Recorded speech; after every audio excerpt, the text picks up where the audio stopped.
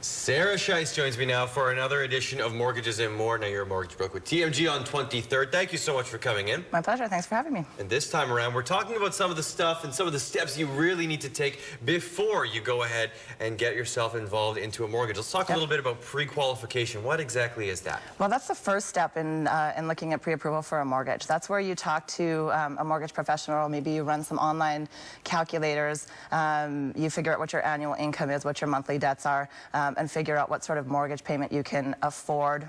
Just a really sort of loose idea of what you can afford to pay for a home, and then kind of start looking in that price range to see what's out there, see if there's anything that you like in that price range. Okay, but that said, the pre-qualification, I guess, is kind of that whole ballpark estimate. It's not the same at all as a pre-approval. They're totally separate. Yeah. And the pre-approval is really the one that gives you that collateral and that leverage you need to get yourself your home. Absolutely, absolutely. So with the pre-approval, that's when you actually visit your mortgage professional. We'll do an in-depth look at your credit situation. We'll look at your income.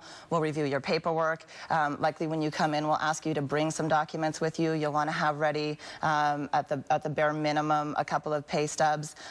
If your hours vary, if you work on commission, that sort of thing, a lot of overtime, you'll want to bring in a 2-year average of your income. If you've got an employment letter, if you work part-time and you have guaranteed hours, that's the sort of thing that we'll be looking at. We'll go more in depth. We'll look at actual real numbers. We'll look at your credit score. We'll explain what that means. And then we'll talk about the different mortgage products, how you qualify for those, what suits you, and we'll kind of work from there to give you an actual real pre-approval that you can then take shopping with you.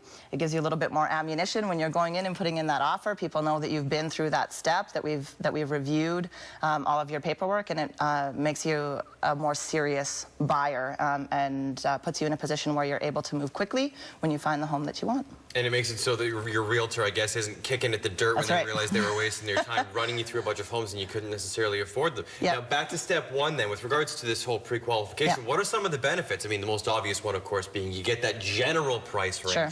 But because it isn't anything concrete, why should people do it?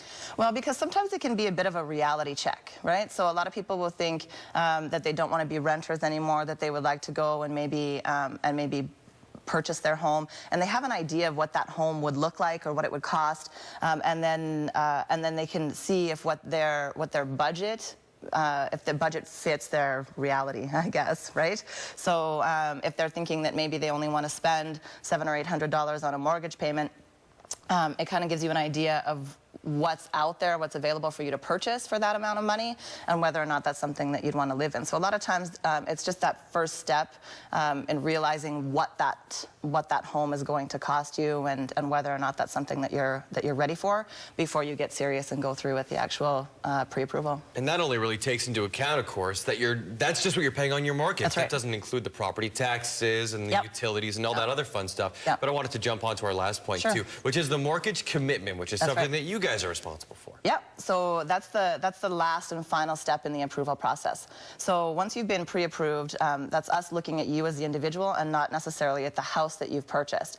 A full commitment from the lender that we choose involves them looking at everything, reviewing all of your paperwork, calling your employer to verify your job letter, and also looking at the property that you're buying, making sure that the value is there, making sure that it's something that they would like to finance, and actually putting together a legitimate mortgage offer that you will then review with your professional and sign with them if you're happy with it. And your professional should go through that commitment step by step and outline what each point involves and what you're actually committing to. And from that point, it goes to the lawyer, you sign your papers and move in. Sarah Scheist from TMG on 23rd. We always thank you for the education you provide. My pleasure. Mortgages and More is brought to you by TMG on 23rd. Knowledge, service, experience. Your true partners in the mortgage process.